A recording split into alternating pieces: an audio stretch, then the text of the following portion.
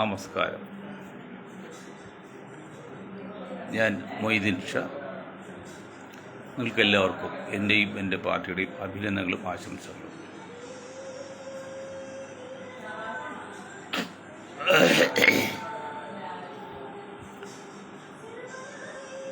ഇടതുപക്ഷത്തോട് പ്രത്യേകം പറയാണ്, പണ്ടൊരു വക്കീലിൻ്റെ കഥ ഞാൻ പറയാറുണ്ട്. കേസ് ജയിക്കാൻ വേണ്ടി വക്കീല് പ്രതിയോട് പറഞ്ഞ്, ജഡ്ജി എന്ത് ചോദിച്ചാൽ നിങ്ങൾ ബബ്ബവ പറഞ്ഞോളാൻ പറഞ്ഞു. അങ്ങനെ ബബ്ബവ പറഞ്ഞ് കേസ് ജയിച്ചു. ഫീസ് ചോദിച്ചപ്പോഴും ബബ്ബവ പറഞ്ഞു വക്കീലെടുത്ത്. അങ്ങനെ വക്കീൽ ലഭ്യനായതുപോലെ കേവലം ചെറിയ ലാഭത്തിനും ചില കേസിൽ ഒഴിവാകാൻ വേണ്ടി സംഘപരിവാറുമായുള്ള അല്ലെങ്കിൽ കേന്ദ്ര ഭരണവുമായുള്ള ബന്ധം പരിധിയിൽ കൂടുതൽ ഉപയോഗിക്കുന്നതുകൊണ്ട് കേരളത്തിൽ നിങ്ങൾ അറിയാതെ അറിഞ്ഞോ സംഘപരിവാറിൻ്റെ വളർച്ച വളരെ ആഴത്തിൽ വന്നിരിക്കുക. തൊട്ടേനും പിടിച്ചതിനൊക്കെ ഉത്തരം പറഞ്ഞ് നമ്മൾ ജയശങ്കർ വക്കീല് സംഘപരിവാറിൻ്റെ ഒരു ഉന്നത നേതാവ് പറഞ്ഞല്ലോ, ഭരണഘടനയിൽ മതേതരത്വവും സോഷ്യലിസവും വേണ്ടത്. അത് സംഘപരിവാറിൻ്റെ മൊത്തത്തിൽ ആശയമാണോ അത് ആ നേതാവിൻ്റെ ആശയം എന്നറിയില്ല. ഏതായാലും കളിച്ച് കാര്യങ്ങൾ വളരെ അപകടത്തിലേക്കും ഗൗരവത്തിലേക്കാണ് പോകുന്നത്. ഈ സംഘപരിവാറിൻ്റെ ഈ അഭിപ്രായത്തെക്കുറിച്ച് ജയശങ്കർ വക്കീൽ അനങ്ങിയിട്ടില്ല. ജയശങ്കർ വക്കീലൊക്കെ വിപ്ലവ ചിന്താഗതിക്കാരനും ഇടതുപക്ഷ ചിന്തകനൊക്കെയാണ് ചാനലുകാർ പറയുന്നത്. പക്ക RSS ആയിട്ടല്ലേ നിൽക്കുന്നത്. ആയിക്കോട്ടെ, അതിന് കുഴപ്പമൊന്നുമില്ല. കാരണം മലരും കൊറ്റും വെച്ചോ എന്ന് പറഞ്ഞിട്ട് വന്ന് ഒരു മുദ്രാക്കി വിളിച്ചു. അത് 100% 1000% ഇല്ല, എങ്കിലും തെറ്റാണ്, യാതൊരു സംശയക്കാത്തില്ല. ആരാണ് അവരെ വളർത്തിക്കൊണ്ടുവന്നത്? അത് കണ്ട് ജയശങ്കർ വക്കീൽ സംഘപരിവാർ മുഴക്കുന്ന വളരെ രൂക്ഷമായ വളരെ തീഷ്ണമായ മുദ്രാവാക്യങ്ങളുണ്ടല്ലോ, അതൊന്നും കണ്ടതായിട്ട് കാണിക്കുന്നില്ലല്ലോ.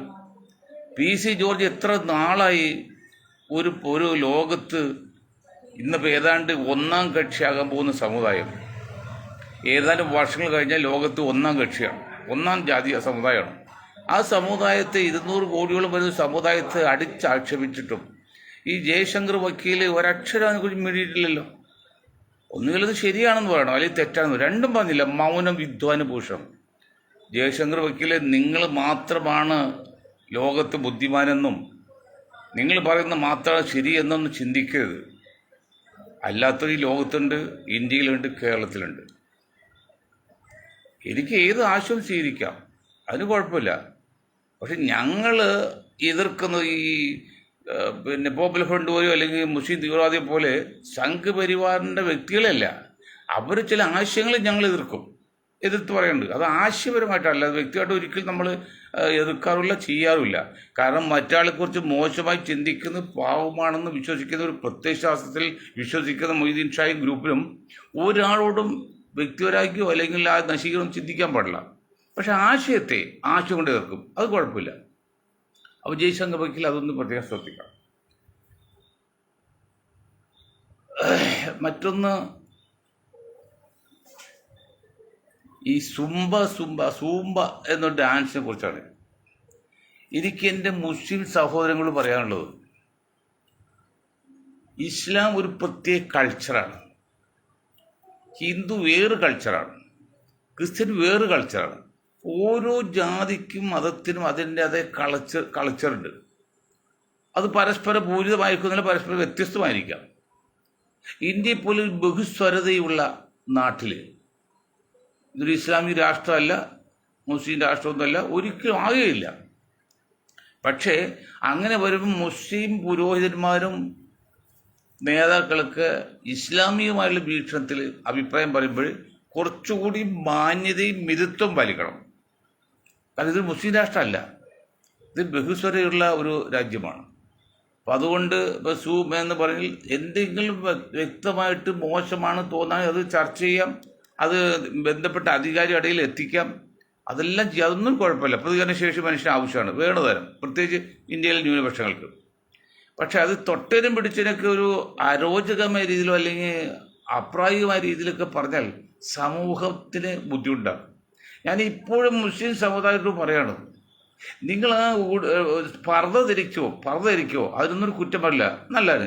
പർദ്ദ കഴിഞ്ഞൊരു ഒരു മുഖം മറക്കുന്നുണ്ടല്ലോ, അത് വെച്ച് ദയവ് ചെയ്ത് നിങ്ങൾ ഇന്ത്യയിൽ നിൽക്കില്ലേന്ന് ഞാൻ PC ജോർജ് പറഞ്ഞാൽ, ഇന്ത്യയിൽ നിൽക്കില്ലേ? ഇന്ത്യക്ക് വെളി നിങ്ങൾ എവിടെ നിന്ന് ചെയ്യും? ഇന്ത്യ എന്ന മഹാരാജ്യത്ത് നിങ്ങൾ മുസ്ലിം സമുദായം പർദ്ദയിട്ടു, അതൊന്നും കുഴപ്പമില്ല, ശരീരം ശരിക്കും മറയുന്ന ഒരു വസ്ത്രമാണ്, അതിൽ ആർക്കും എതിർക്കാനും പറ്റില്ല. നിങ്ങൾ തല മറച്ചോ, തലയിൽ തട്ടോട്ടോ, അതും കുഴപ്പമില്ല. പക്ഷെ ഈ മുഖം മറിച്ചുള്ള, നിങ്ങൾ വീട്ടിലിരിക്കുമ്പോൾ മുഖം മറക്കുകയോ എന്ന് ചെയ്യോ, പുറത്തിറങ്ങുമ്പോൾ പബ്ലിക്കിന് മുമ്പിൽ അവഹേളന പാത്രമാകല്ലേ? ഇത് കണ്ടിട്ട് ഞങ്ങൾക്ക് വാസം പറഞ്ഞാൽ ലജ്ജിച്ച് തലതാഴ്ത്താണ്. അങ്ങനെ ഒരു ഇസ്ലാം എന്ത് ചെയ്യും? അങ്ങനെ ഒരു ഇസ്ലാമുണ്ട്, മുഖം പോലും മറിച്ച്. അങ്ങനെ നിങ്ങൾ പുറത്തിറങ്ങരുത് നിങ്ങൾ കാര്യങ്ങളിൽ. മതത്തിൻ്റെ പേരും പറഞ്ഞ് താടിയും തൊപ്പിയും വെച്ച് അവഹേളന പാത്രം നോക്കല്ലേ? താടി വയ്ക്കുന്ന ഒരു തെറ്റുമില്ല, പുരുഷന്മാർക്ക് താടി ആരോഗ്യപരമാണ്, സെക്സിൽ പോലും താടിയാണ് പറയുന്നത്, ഒരു കുഴപ്പമില്ല. പക്ഷെ അത് വൃത്തിയായിട്ട് ഡ്രസ്സ് ചെയ്ത് നിർത്തണം, ഇങ്ങനെ നിങ്ങൾ കൊടുക്കാറില്ല. അതുപോലെ തൊപ്പിയൊക്കെ വെച്ചോ, അതൊന്നും ഒരു കുഴപ്പമില്ല. ഈ പെണ്ണുങ്ങൾ മുഖം നടക്കുന്നത്, കണ്ണ് മാത്രം കാണിച്ചുകൊണ്ട്, ആ ഒരു കൾച്ചർ വേണ്ടെന്നേ. ഞാൻ വളരെ ആധികാരികമായിട്ടും വളരെ വ്യക്തമായിട്ടും സ്നേഹത്തോടി പറയണം, അത് സമൂഹ ദൃഷ്ടിയിൽ അവഹേളനം മാത്രമാണ്. ബസ്സിൽ കയറുമ്പോൾ, റോഡ് നടക്കുമ്പോൾ, ഇതെന്താണ് പാവയോ? കാരണം ഇത്രയും മോസ്റ്റ് മോഡേണായ ഒരു തത്വസംഹിതയുള്ള ഇസ്ലാമിനെ കുറിച്ച് ഇങ്ങനെ വൈരൂപ്യമായ രീതിയിൽ, വിരൂപമായ രീതിയിലൊക്കെ നടക്കാൻ പ്രോത്സാഹിപ്പിക്കുന്ന വർഗം അല്ലെങ്കിൽ ആ നേതാക്കൾ, ആ ഗ്രൂപ്പ് ഏതാണ്? തീവ്രവാദം കൊണ്ട് ഒന്നും നമ്മൾ നേടില്ല എന്ന് പറഞ്ഞു. ലോകത്ത് ആരും തീവ്രവാദം നേടിയിട്ടില്ല. അല്ല, ഒരു സംഘടനയോ ഒരു ഗ്രൂപ്പിനെയോ നശിപ്പിക്കാൻ തീവ്രവാദിനാക്കി മതി, പിന്നെ തന്നെ നശിച്ചു പോയിക്കോളും. അത് ഏതുപോലെ അറിയോ? ഇപ്പം ഈ ആൾക്കാർ റോഡിൽ പാട്ടൊക്കെ പാടി അവസ്ഥ സർക്കസ് നടത്തി ടിൻബിരിന് ടിന്നായിട്ട് പെണ്ണിറങ്ങുമ്പോൾ ആൾക്കാർ പിരിഞ്ഞു പോകും, കാരണം പൈസ കൊടുക്കുമല്ലോ. അതുപോലല്ല, ഒരു സംഘടനയെ ഒരു വ്യക്തിയെ നശിപ്പിക്കില്ലേ, അവർ തീവ്രവാദിയാണെന്ന് പേരിട്ടാൽ മതി, തന്നെ നശിച്ചു പോയിക്കോളും. അപ്പം അങ്ങനെ സ്വയം നശിക്കാൻ മെഴുതിരെ പോലെ ആകില്ല. നിങ്ങൾ വളരെ മോസ്റ്റ് മോഡേൺ ചിന്താഗതിക്കാരാണ് ഇസ്ലാം മതം. അത്യന്താധുനികമാണ്, ആധുനികമല്ല, അത്യന്താധുനികമാണ് ചിന്താഗതി. വളരെ മോസ്റ്റ് മോഡേൺ ചിന്താഗതിയാണ്, ശാസ്ത്രീയമാണ്.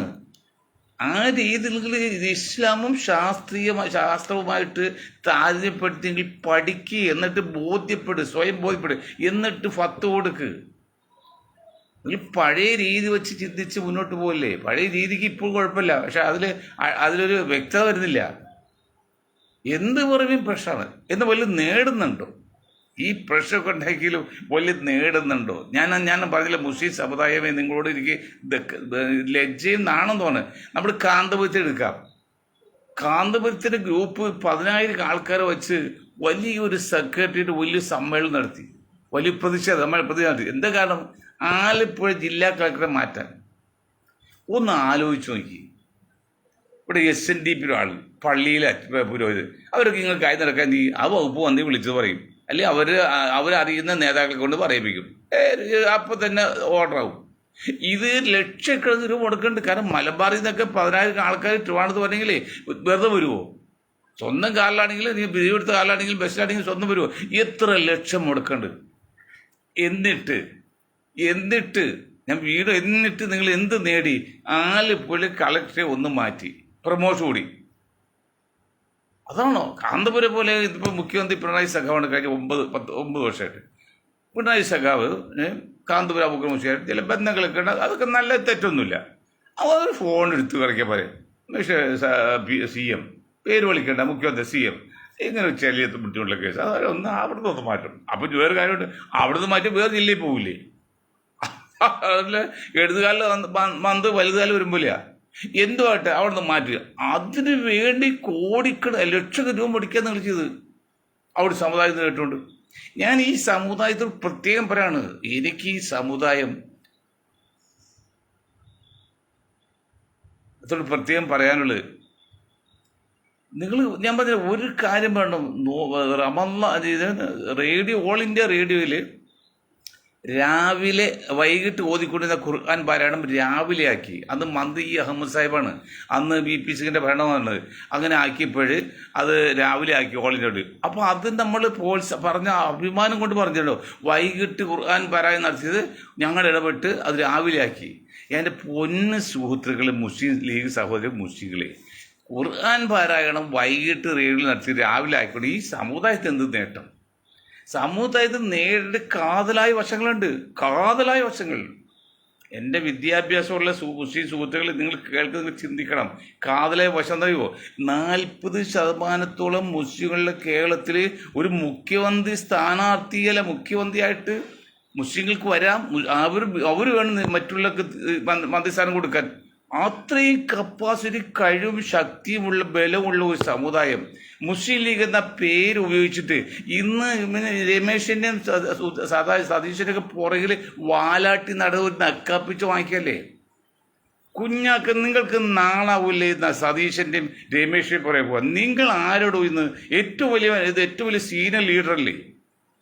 നിങ്ങളുടെ ലേബിള് PK കുഞ്ഞാലിക്കുട്ടി ലേബിൾ കുഴപ്പമില്ല, പക്ഷെ മുസ്ലിം ലീഗ് എന്ന ലേബിളിനെതിരെ നിങ്ങൾ അവരൊക്കെ പുറകിൽ പോയി നിൽക്കേണ്ടതിന്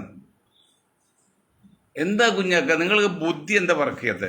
നിങ്ങൾ മുസ്ലിം എന്ന പേര് മാറ്റി ഒരു ദേശീയ കാഴ്ചപ്പാടെങ്കിൽ നിങ്ങൾക്ക് നയിക്കാം UDF-നെ, നിങ്ങൾക്ക് മുഖ്യമന്ത്രിയാകാം, നിങ്ങൾ പറയുന്നവർക്ക് മന്ത്രിസ്ഥാനം കൊടുക്കാം.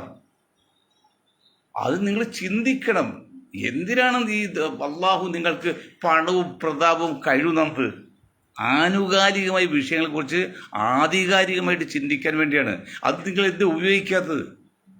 നിങ്ങൾ ഉപയോഗിക്കുന്നത് ഞാൻ എത്രയോ വർഷമായി, 30 വർഷമായി എന്നിട്ട് പറയുന്നത്, ശിഹാബ് കാലം പോലെ. നിങ്ങളത് പേര് മാറ്റി ദേശീയ ദാരിൽ വരും, നിങ്ങൾക്ക് നയിക്കാം, നിയന്ത്രിക്കാം. നിങ്ങൾ ഈ രമേശിൻ്റെയും ഇന്നലെ വന്ന സതീശൻ, രമേശ് ഒരു സീനിയറാണ്, ഇന്നലെ വന്ന സതീശന് മുമ്പിൽ പോലും നിങ്ങൾ മൊട്ടുമടക്കാണ്.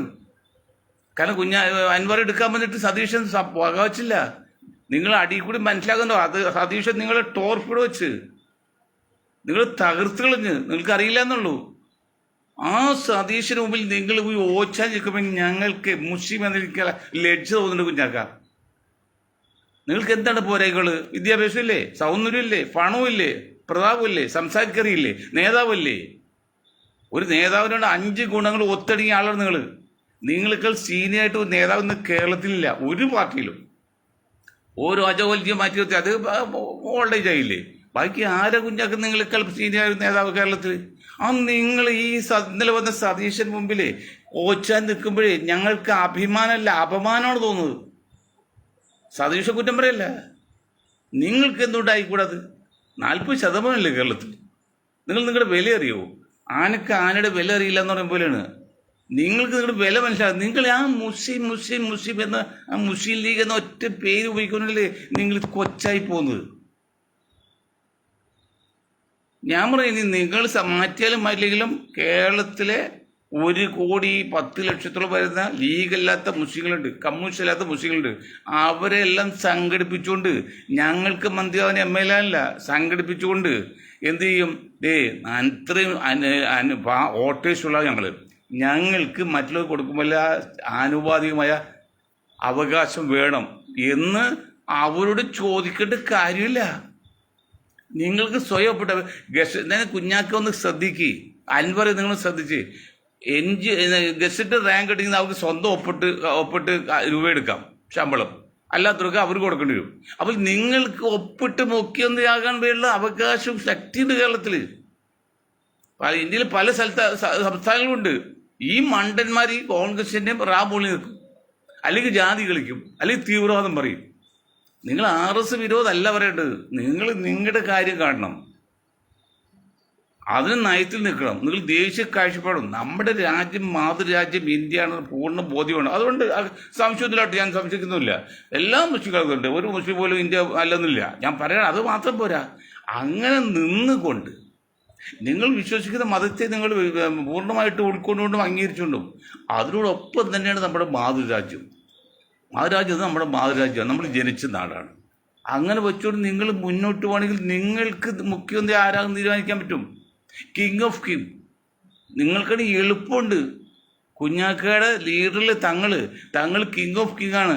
അദ്ദേഹം മന്ത്രിയാകാറില്ല, മന്ത്രിമാരെ സൃഷ്ടിക്കുകയാണ് അല്ലെങ്കിൽ നിയമിക്കുക, നോമിനേറ്റ് ചെയ്യാണ്. അപ്പോൾ കിങ് ഓഫ് കിങ് അല്ലേ, രാജാതി രാജനല്ലേ. അടുത്ത ഭാവി നിങ്ങൾക്കാകാൻ പാടില്ലേ? ശരി, ഇന്നയാൾ മുഖ്യമന്ത്രി എന്ന് പറയാൻ നിങ്ങൾക്ക് അവകാശം ഉണ്ടാവും. കാരണം 40% മുസ്ലിങ്ങളുടെ കേരളത്തിൽ നിങ്ങളൊരു പേര് മാറ്റി എടുത്തിയാൽ, കോൺഗ്രസ് പോലെ ആയിക്കഴിഞ്ഞാൽ അല്ലെങ്കിൽ കമ്മ്യൂണിസ്റ്റ് പോലെ ആയിക്കഴിഞ്ഞാൽ നിങ്ങൾക്ക് തീരുമാനിക്കാൻ പറ്റും ആര് മുഖ്യമന്ത്രി ആവണമെന്ന്. അതിലുള്ള പവറുണ്ട്. പക്ഷെ നിങ്ങൾക്ക് അറിയില്ല. ഞങ്ങൾ എത്ര പറഞ്ഞാൽ നിങ്ങൾ ചിന്തിക്കുന്നില്ല. ഇപ്പോഴും ആ ഒരു ലീഗ്, മുസ്ലിം ലീഗ് അത് അവക്കമാണെന്ത് ആ സമൂഹത്തിലല്ല, രാഷ്ട്രീയത്തിൽ ജാതിപ്പേര് പറഞ്ഞാൽ മുഖമാണ്. ഇന്ന് ലോകത്ത് ഏതെങ്കിലും ഒരു പാർട്ടി സമുദായത്തെ പേരോ ജാതി പേരുണ്ടോ ലോകത്ത് എവിടെയെങ്കിലും? ഈ ഇന്ത്യൻ യൂണിയൻ മുസ്ലിം ലീഗ് അല്ലാതെ 80 ഞാൻ പറയും, 80 തുടങ്ങിയ ജനസംഖ്യ ഭാരതീയ ജനതാ പാർട്ടി 80 വന്നിട്ട് ഇപ്പം എത്രയായി? അവർ ഇന്ത്യ ഭരിക്കേണ്ട 10 വർഷം കഴിഞ്ഞ് 11ാമത്തെ വർഷമാണ്. ഞാൻ ചോദിക്കട്ടെ, നിങ്ങൾക്കാണെങ്കിലോ ഇപ്പോഴും വ്യക്തിപരമായിട്ട് നോക്കിയാലും പാർട്ടി നോക്കിയാലും 30% താഴെയാണ് BJP അനുഭാവികളുള്ളത്. വോട്ടിൻ്റെ കൃത്യം നമുക്ക് മാറ്റി വയ്ക്കാൻ പറയുന്നില്ല. മറിച്ച് ഇന്ത്യയിൽ ന്യൂനപക്ഷങ്ങൾ 1/3 33% ന്യൂനപക്ഷങ്ങൾ. ആ ന്യൂനപക്ഷങ്ങളുടെ ഒരു പ്രസ്ഥാനം നിങ്ങൾ കൂടിക്കഴിഞ്ഞിട്ട് നിങ്ങൾക്ക് നേതാവാകാൻ പാടില്ലേ? 20% നിങ്ങളുടെ വർഗം. ഞാൻ പറയാണ് വർഗം. ബാക്കി എല്ലാ 1/3 വരും. നിങ്ങൾക്ക് 2ാമത്തെ 3ാമത്തെ പാർട്ടി ആകാൻ പാടില്ലേ? ഇപ്പോഴും ഈ കോൺഗ്രസിൻ്റെ റാമുളി, രമേശിൻ്റെ സതീശൻ്റെയൊക്കെ റാമുളി അൻവറിൻ്റെ പാർട്ടി എടുക്കണം എന്ന് പറയാൻ നിങ്ങൾക്ക് എന്ത് ധൈര്യമില്ല? അൻവറിൻ്റെ വീഴ്ച ഉണ്ടായി, ശരിയാണ്, സംശയമൊന്നുമില്ല. അത് അവൻ മണ്ടനായതുകൊണ്ടാണ്. ഞാൻ അവൻ എന്ന് പറയാൻ എനിക്ക് എൻ്റെ ഒരു ഇളയ സഹോദരനെ പോലെ. അല്ലെങ്കിൽ ഇതുപോലെ വൃത്തികേട് പറയുമോ? എന്താണ് വൃത്തികേടെന്ന് വെച്ചാൽ, ഞാൻ ആഭ്യന്തരമന്ത്രി വേണം, പിന്നെ എന്തുമന്ത്രി വേണം, വനവകുപ്പ് മന്ത്രി വേണം, ജോയിയാണ് സ്ഥാനാർത്ഥി, വേറെ അൻവർ പറ്റില്ല എന്നൊക്കെ പറഞ്ഞ് മണ്ടത്തല്ലേ. അൻവർ നിങ്ങൾ ആരാണ്? നിങ്ങൾ കേവലം ഒരു XMLA. നിങ്ങൾക്ക് വ്യക്തം ഒരു പാർട്ടി പോലില്ല. ആ XMLA നിങ്ങൾ വന്ന് UDF എന്തൊക്കെ പറഞ്ഞാൽ ഇത്രയും കെട്ടപ്പോൾ UDFനെ നിയന്ത്രിക്കാൻ നിങ്ങൾക്ക് എന്ത് അവകാശം? അതുകൊണ്ട് അൻവർ ചെയ്ത് തെറ്റായിപ്പോയി. അതുകൊണ്ട് മുസ്ലിം ലീഗ് പോലും നാണിച്ചുപോയി. അല്ലെങ്കിൽ മുസ്ലിം ലീഗ് പറയേണ്ട സതീശനോട് അതൊന്നും പറ്റില്ല, അൻവറിൻ്റെ പാർട്ടിയിൽ എടുക്കണം എന്ന് പറഞ്ഞ് ഐക്യം ഇതിനെ മത്സരിച്ചിട്ടുണ്ടെങ്കിൽ ചെല്ലു പറഞ്ഞിട്ട് അങ്ങനെയാണെങ്കിൽ ഇതിനേക്കാൾ വോട്ട് കിട്ടില്ല. അതൊക്കെ വെറും തോന്നലല്ലേ? അങ്ങനെ നിൽക്കട്ടെ, നിർത്തണ്ടേ? അങ്ങനെ നിർത്താത്തതിനും കാലം മുസ്ലിം ലീഗ് നിങ്ങൾക്ക് ക്ഷീണമാണ്. ഞാൻ ഒരു കാര്യം പറയാം, അൻവറിനെ ഇന്നലെ ഞാൻ പറഞ്ഞാൽ, അൻവറിനെ നിങ്ങൾ പുറത്തു നിർത്തി കളിപ്പിച്ചാൽ അൻവർ മണ്ടനാണ്, പാവാണ്, മനസ്സിലായി. അതിനെ സംബന്ധിച്ചു അംഗീകരിക്കുകയാണ്. പക്ഷേ അവരുടെ പുറകിൽ വേറെ ശക്തികളുണ്ട്, ബുദ്ധിയുള്ളവരും ചിന്തകന്മാരും. അവർ അൻവറിനെ എടുത്ത് ഉപയോഗിച്ചാൽ നിങ്ങൾക്ക് ക്ഷീണം പറ്റും, UDFിനും പറ്റും. അതൊന്നും ചെയ്യരുത്. നിങ്ങൾ എന്താ വേണ്ടത്? കുഞ്ഞാക്ക, നിങ്ങളെ പേര് മാറ്റുക. ഇത് നിങ്ങൾക്ക് 40% എണ്ണമുള്ള അല്ലെങ്കിൽ 38% എണ്ണമുള്ള ഒരു വിഭാഗം, ഞാൻ പറഞ്ഞു മറ്റ് വിഭാഗങ്ങൾക്ക് നിങ്ങൾ പറയുന്ന 5 പേരെടുത്തു നോക്ക്. പിന്നെ സതീശൻ, KR മുരളീധരൻ, ശശി, പിന്നെ KC വേണുഗോപാൽ, രമേഷ്. ഈ 5 നായർ സമുദായത്തിൽപ്പെട്ട ആൾക്കാരാണ് മുഖ്യമന്ത്രിയാൻ ശ്രമിക്കുന്നത്. അവരായിക്കോന്ന് ഞങ്ങൾ പറയുകയും ചെയ്തു. ഞങ്ങൾക്ക് പരാതിയില്ല, മുസ്ലിങ്ങൾ എന്ന നിലയിൽ ഞങ്ങൾക്ക് പരാതിയില്ല അവർ. പക്ഷെ നിങ്ങൾക്ക് ആ സ്ഥാനത്തിൽ നമ്പർ 1 നിങ്ങൾക്കാകാമായിരുന്നു. പ്രിൻസിപ്പൽ PK കുഞ്ഞാലിക്കുട്ടി സാഹിബ് നിങ്ങൾക്കാകാമായിരുന്നു. നിങ്ങൾ എന്താണ് ആ പേര് മാറ്റും? മുസ്ലിം പേര് മാറ്റിയിട്ട് ഒരു ദേശീയ രാഷ്ട്രീയ പാർട്ടിയുടെ ഞാൻ നിങ്ങൾ പേരും പറഞ്ഞു. എന്താണ് പേര് പറഞ്ഞത്? ഒന്നുകിൽ ഇന്ത്യൻ യൂണിയൻ മൈനോറിറ്റി ലീഗ് എന്നാകാം, അപ്പോൾ ജാതി വരുന്നില്ല. അല്ലെങ്കിൽ ഇന്ത്യൻ യൂണിയൻ കോൺഗ്രസ്. ഞാൻ ആ പാർട്ടി അങ്ങനെ ഞങ്ങൾ രൂപീകരിച്ചിരുന്നു. അത് പക്ഷേ ചില മേഖലയിൽ നിന്നുള്ള ചില സ്നേഹപൂർവമായ ഒരു വിമർശനം വന്നതോട് ഞങ്ങൾ പഴയ ജനതാദൾ തന്നെ പിന്നെ അങ്ങോട്ട് പോകാൻ തീരുമാനിച്ചു. കഴിഞ്ഞ അവൈലബിൾ PP കൂടി ഇപ്പോൾ തീരുമാനിച്ച്, അവൈലബിൾ കമ്മിറ്റി കൂടി തീരുമാനിച്ച് അങ്ങനെ എടുത്തു. ഞങ്ങൾ ആ പഴയ ജനതാദൾ നാഷണലിസ്റ്റ് തന്നെയാണ്, അങ്ങനെ ആക്കി. കാരണം നമ്മൾ ഈ കോൺഗ്രസ് നമ്മളായിട്ട് പ്രശ്നം ഉണ്ടാക്കേണ്ടതെന്ന് വിചാരിച്ച് സഹകരിച്ച് പോയാണ്, അങ്ങനെ പോകണം. അപ്പോൾ നിങ്ങൾക്ക് ആ പേര് വയ്ക്കുക, ഇന്ത്യൻ യൂണിയൻ കോൺഗ്രസ്. അങ്ങനെ ഏതെങ്കിലും പേരിട്ടാൽ നിങ്ങൾക്ക് നിയന്ത്രിക്കാവുന്ന UDFനെ അതിനാരും തടസ്സം പറയില്ല. എവിടെ ശക്തിയുണ്ടോ അവിടെ അംഗീകാരമുണ്ട്. ശക്തിയെ നോക്കുന്നത്, അപ്പോൾ ശക്തിയുണ്ട്. ഇത് നിങ്ങൾ മുസ്ലിം പേര് നിൽക്കുകൊണ്ട് ഞങ്ങൾക്കൊന്നും മാന്യമായിട്ട് ഞങ്ങൾക്കൊന്നും ഇടപെടാൻ പറ്റത്തില്ല. ഞങ്ങൾ കൊച്ചായി പോകുന്നു. അടുത്ത് നിങ്ങൾ മല്ലനും മാധവനും പറഞ്ഞാൽ നിങ്ങളുടെ കളി കാണിച്ചു തരും. ഞങ്ങൾ നിങ്ങളോട് നിങ്ങളെ പേര് മാറ്റ്, മുസ്ലിമിൻ്റെ പേര് മാറ്റ്. ഞാൻ വീണ്ടും പറയുന്നത് മുസ്ലിം സമുദായത്തിലോ മുസ്ലിം ജാതിക്കല്ല കുഴപ്പം, രാഷ്ട്രീയത്തിൽ അത് ഭൗതികമാണ്. ആത്മീയതയിൽ ഒരു കുഴപ്പമില്ല. മറ്റ് ഏതൊരു സമുദായത്തെക്കാളും ഏത് മതത്തെക്കാൾ ഏത് ജാതിയേക്കാൾ ഒരു പടി ഒപ്പമോ ഒരു പടി മുന്നിലാണ് മുസ്ലിം. പക്ഷേ രാഷ്ട്രീയത്തിൽ ഓരോ ഭൗതികമാണ്. അതിൽ നിങ്ങൾ ഈ മുസ്ലിം അത് ഉപയോഗിക്കുമ്പോൾ നിങ്ങൾ കൊച്ചായി പോകണം. അതിന് മനസ്സിലാക്കുന്നത് എന്താണ്? എത്രയും പെട്ടെന്ന് ഇത് സംഭാഷണം കേൾക്കുന്ന ഏതെങ്കിലും ബുദ്ധിജീവികളുണ്ടെങ്കിൽ, ഒരുപടി ബുദ്ധിജീവികളുണ്ടെന്ന് എൻ്റെ കേൾക്കുന്ന നല്ല ബുദ്ധിജീവികളാണ്, സാധാരണക്കാരും ഉണ്ട് ഇല്ലെന്നില്ല, ആ ബുദ്ധിജീവികൾ ഈ ലീഗിനെ ഉപദേശിക്കണം. എന്നിട്ട് നിങ്ങൾക്ക് മുഖ്യമന്ത്രിയാക്കാന്ന് ആരും എതിർക്കൂല, എതിർത്തിട്ട് കാര്യമില്ല. വോട്ടിൻ്റെ കിടപ്പ് ഞാൻ പറഞ്ഞത്, ആകെ പോൾ ചെയ്യുന്ന വോട്ടിൽ 38% വോട്ട് ഈ മുസ്ലിം സമുദായത്തെ കേരളത്തിൽ, ബാക്കി 38 എത്രയുണ്ട്? 62, 7, 30, 62% വോട്ടാണ് ഈ 10-14 പേരായിട്ട് തിരിഞ്ഞു പോകുന്നത്. ഇനി ഇന്ത്യയിൽ തന്നെ എടുത്ത ഒറ്റക്കൊറ്റ നോക്കിയാൽ ഏറ്റവും കൂടുതൽ വോട്ടുള്ളത് മുസ്ലിം സമുദായത്തിലാണ്. 20% ദളിതുണ്ട്, തുല്യമുണ്ട് ദളിതുകളും. അതിന്നിട്ട് നിങ്ങൾ വല്ല ഉപയോഗിക്കുന്നുണ്ടോ? ഞാൻ പറഞ്ഞില്ലേ, നോർത്ത് കൊറിയ എത്രയുണ്ട്? എൻ്റെ എറണാകുളം ജില്ലയുടെ കേരളത്തിൽ എത്തുമ്പോൾ ഇല്ലെന്നാണ്. ഇന്ന് അമേരിക്ക വേറെ പേടിക്കാണ്. എന്നാൽ അവൻ്റെ കയ്യിൽ മറ്റവരുണ്ട്. ഇറാൻ ഉണ്ടാക്കുന്ന സംഭവിക്കുമോ? പാകിസ്ഥാനെ ഉണ്ടെന്ന് പറയുന്നുണ്ട്. അതാണ് അവരൊക്കെ ചെയ്യുമ്പോൾ തെറ്റാണ്. കൊറിയ അവൻ ധൈര്യമായിട്ട് ചെയ്ത്. അപ്പോൾ നിങ്ങൾ എവിടെ, ഞാൻ പറഞ്ഞു എവിടെ ശക്തിയുടെ അവിടെ അംഗീകാരമുണ്ട്. വലിപ്പം മാത്രമല്ല, കാരണം 200 കോടിയോളം മുസ്ലിങ്ങളുണ്ട്, 1 കോടി താഴെ ഈ ഇസ്രായേൽ യഹൂദന്മാർ. എന്നിട്ട് അവർ പിടിച്ചാലും അപ്പോൾ എണ്ണം നോക്കിയാലോ, എണ്ണ അല്ല ശക്തിയാണ്. അതൊരു കൊറിയ. നിങ്ങളുടെ ശക്തി നിങ്ങൾ മനസ്സിലാകുന്നത് ഇന്ത്യയിൽ മുസ്ലിം സമുദായത്തിൻ്റെ ശക്തി നിങ്ങൾക്ക് മനസ്സിലാകുന്നില്ല. പല മുസ്ലിങ്ങളും മനസ്സിലായിട്ടില്ല. നിങ്ങളിപ്പോഴും കോൺഗ്രസ് പുറകെ നിന്നിട്ട് എന്നിട്ട് റാമുളി ഒരു MLA ഒരു MP കിട്ടാം. അതെല്ലാം നിങ്ങൾക്ക് തന്നെ തീരുമാനിക്കാൻ പറ്റും. ഞാൻ പറഞ്ഞാൽ പച്ച മലയാളം പറഞ്ഞ ഏറ്റവും വലിയ ലളിത ഉദാഹരണം പിന്നെ ഗസറ്റ് ഓഫീസ്, ഗസറ്റ് റാങ്കുകാരന് ഒപ്പിട്ട് പണം എടുക്കാം, ശമ്പളം എടുക്കാം. മറ്റാർക്കും എടുക്കാൻ പറ്റില്ല. മറ്റുള്ളവർക്ക് ഇയാളെ ഒപ്പിട്ട് കൊടുക്കണം. അതുപോലെ നിങ്ങൾക്ക് ഒപ്പിട്ട് മുഖ്യമന്ത്രി ആകാം കേരളത്തിൽ. അതുപോലെ മറ്റ് ആസാം പോലെ സംസ്ഥാനങ്ങൾക്ക് ചെയ്യാം. ബുദ്ധി ഉപയോഗിക്കണം, ഹിക്മത്ത് വേണം. അത് നല്ല രീതിയിൽ ഹിക്മത്ത്, തന്ത്രം, കുതന്ത്രം വേണ്ടില്ല. ചില മുസ്ലിങ്ങൾ കുതന്ത്രം അറിയാം, അത് വേണ്ട. അത് നമ്മൾ പ്രോത്സാഹിപ്പിക്കുക. തന്ത്രമാണ്, കുതന്ത്രം കൊള്ളില്ല. അത് ചെയ്യണം മുസ്ലിം ലീഗ് നേതാക്കൾ. നിങ്ങൾ ഇനി ഏത് കാലം ചെയ്യാൻ പോകുന്നത്? ഇപ്പം ആലോചിക്കണേ. സതീശൻ്റെ വോട്ടിൻ്റെ കപ്പാസിറ്റി ഞാൻ പറഞ്ഞത്. ആകെ 110 വോട്ട് ചെയ്യുമ്പോൾ ഒരാളാണ് സതീശൻ്റെ ആളിനെ UDP കിട്ടുന്നത്. അതെല്ലാം പങ്കിട്ട് 5 പേരും പങ്കിട്ടിട്ട് എത്ര കിട്ടും? ഇനി സതീശൻ്റെ ആ ഗ്രൂപ്പുള്ള ദേശീയ രാഷ്ട്രീയത്തിൽ 1002% ഉള്ളൂ. 100-1 പോലും ഇല്ല ടോട്ടൽ ജനസംഖ്യയിൽ. കാരണം 150 കോടി ആയാലും 30 ലക്ഷം കൊണ്ട് അരിച്ചു നോക്കുക, എത്ര കിട്ടുമോ കൊച്ചു പിള്ളേർക്കും അറിയാലോ. എന്നിട്ടാണ് ഈ കോൺഗ്രസ് അവിടെ കൊണ്ട് 2ാം സ്ഥാനത്ത് കൊന്നേൽപ്പിച്ചത്.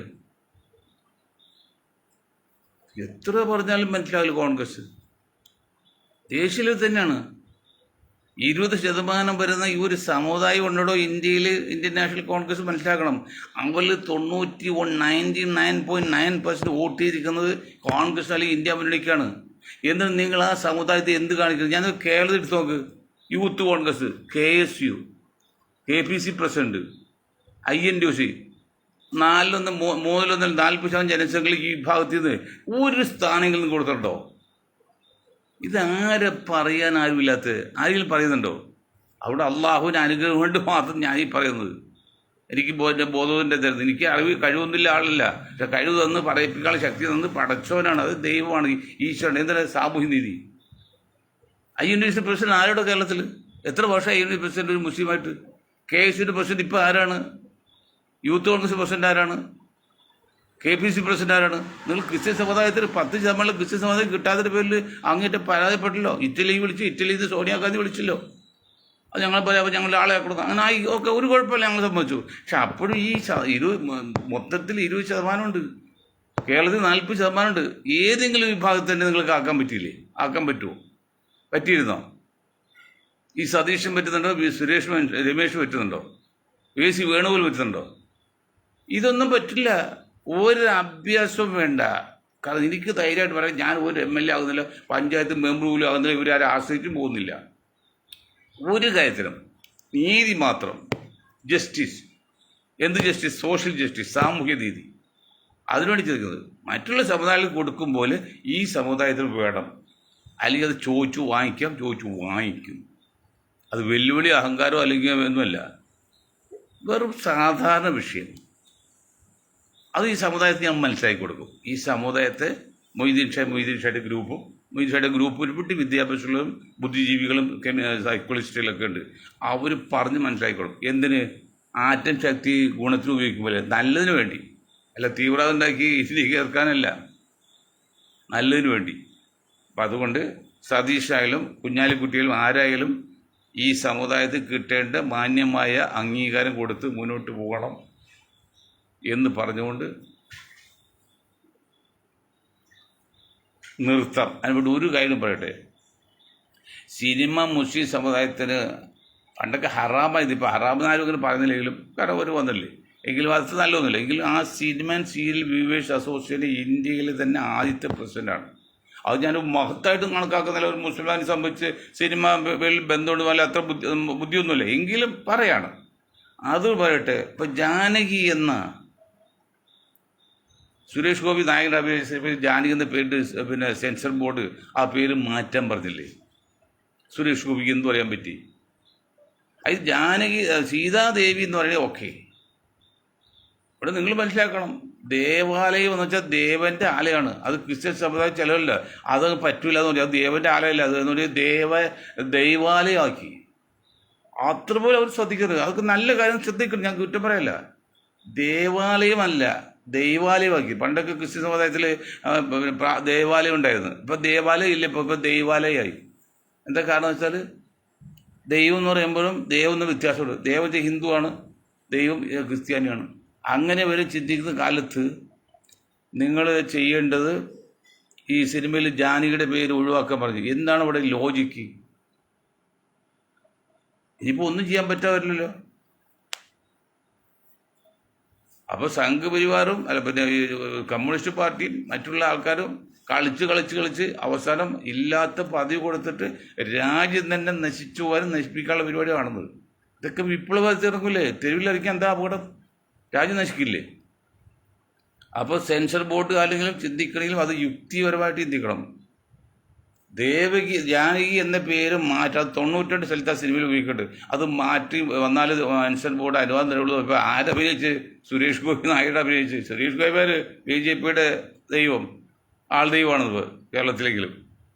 അതിൻ്റെ സുരേഷ് മിണ്ടുന്നില്ലല്ലോ. ഞാൻ ജയശങ്കർ പറഞ്ഞ ജയശങ്കർ മിണ്ടാത്ത പോലെ സുരേഷ് ഗോപി മിണ്ടുന്നില്ല അതിനെക്കുറിച്ച്. അതെന്ത് ന്യായമാണ്? അതെന്ത് നീതിയാണ്?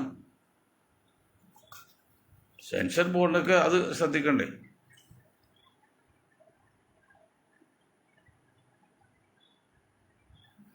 പിന്നെ ഒരു കാര്യം ഇപ്പോൾ ഞാൻ നിർത്തിയ കേട്ടോ, അത് വേറൊന്നുമില്ല. പാട്ടുപെട്ടി കണ്ണൂർ വെഹിക്കിൾ ഇൻസ്പെക്ടർ പറ്റോ പാട്ടുപെട്ടി 42 മണിക്കൂർ മാറ്റണം എന്ന് പറഞ്ഞ് ഒരു ഓർഡർ ഇറക്കിയത്.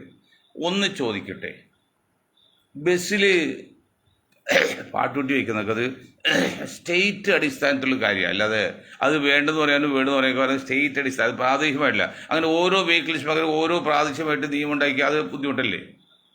അങ്ങനെ അമിതമായ അധികാരത്തിൽ ജില്ലാ വെഹിക്കിൾ ഇൻസ്പെക്ടറൊന്നും കൈകടത്തണ്ട, ജില്ലാ മോട്ടോർ ഇൻസ്പെക്ടർ കൈകടത്തണ്ട. അപ്പോൾ സ്റ്റേറ്റ് ലെവലിൽ അല്ലെങ്കിൽ മന്ത്രി ലെവലിൽ പാട്ടുപെട്ടി വേണ്ട.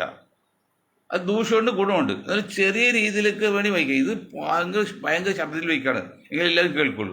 അതുപോലെ ഇപ്പോൾ കല്യാണം മണ്ഡപത്തിൽ ചെന്നാൽ ചെവി പൊത്തിക്കൊണ്ട് നാളെ രണ്ടു കല്യാണത്തിന് പോയി, അങ്ങോട്ട് പോയി ഗർഭിണിയൊക്കെ തന്നെ അലസിപ്പോവും.